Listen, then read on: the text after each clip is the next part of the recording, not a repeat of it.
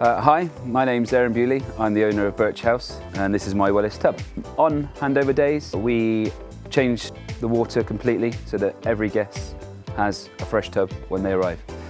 On handover day, we drain the tub completely down to nothing. We hose all the tub out to remove any lasting residual stuff in there. Filters are cleaned and then the hot tub is refilled.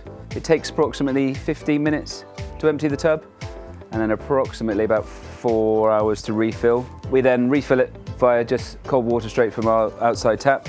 We then check levels for chemicals. There's filters on the other side and there's the very ingenious Wellis tub auto management system which we use to make sure the levels pretty much self-sufficient. We then test it with our own acidity kit to make sure the levels are right before the clients arrive. External heat pump goes back on with the internal heat pump, so it heats in about 4 hours and then it's ready for the guests once they arrive at 38 degrees. For daily maintenance, we check the water twice a day for our clients. We monitor on our app for the basic temperature to make sure it's running efficiently for the guests. The test each day is a simple test with our tester strips, just to test for pH, plus and minus, for bromine and for alkaline levels. Any shock treatment that's required will be done there and then.